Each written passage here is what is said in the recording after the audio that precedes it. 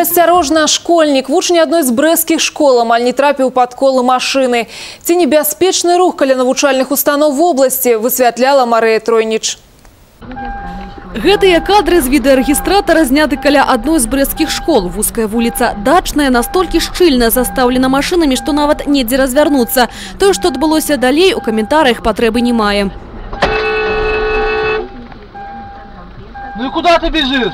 Мы вырашылі прыехаць на месца падзеі той жа час, калі было знята відэа. У 6 вечара напрыканцы другой змены. Карціна тая ж. Заўважыць дзіцяці, якое выбегае на дарогу з-за прыпаркаваных машын, можна хіба што ў апошняе імгненне. Некаторыя аўтаматары не пасароміліся паставіць машыну прама насупраць школьнай агароджы.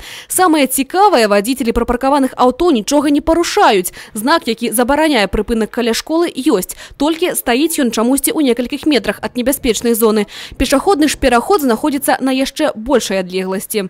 Директор школы Паюк Валентина Алексеевна неоднократно обращалась в ГАИ по поводу того, чтобы отрегулировать каким-то образом движение по улице Дачной, чтобы как можно больше обезопасить нахождение учащихся на этой улице во время движения в школу и из школы.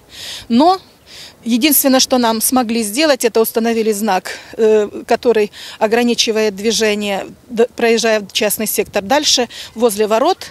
Только на этом и остановились. Больше никаких решений принято не было. 4 месяцы тому, пасля сумна вядомай аварыі, якая панесла жыццё мінскага школьніка, пракуратура Брэсцкай вобласці і ДАІ разгарнулі маштабную праверку школ і прылеглых тэрыторый на бяспечнасць руху. Па яе выніках было вынесена 11 прадпісанняў. Парадак, здаецца, навялі, але, як паказвае практыка, праблемы застаюцца. На 100% утверждать нельзя о том, что на сегодняшний день все школы, учреждения образования области или вблизи этих школ наведен надлежащий порядок, обеспечивающий надлежащую 100% безопасность учеников.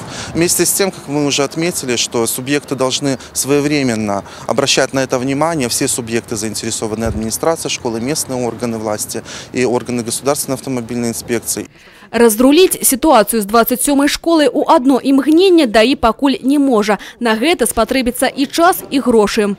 Было принято решение комиссионно: за счет территории школы будет построена парковочная стоянка для того, чтобы водители, которые привозят своих детей, приезжают в школу по каким-то другим делам, ставили туда транспортные средства на стоянку, а после этого госавтоинспекция установит знак, ограничивающий стоянку транспортных средств, парковку и вдоль этого проезда. Деньги на первоочередные мероприятия, которые необходимо выполнить по школам и детским дошкольным учреждениям, будут в этом году выделены.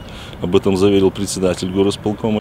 Але заняткі ў школах праводзяцца кожны дзень, і кожны дзень існуе рызыка. А гэта значыць, што пакуль вадзіцелям і школьнікам застаецца спадзявацца на сваю рэакцыю. Бо калі б не яна, гэта відэа магло скончыцца зусім па-іншаму.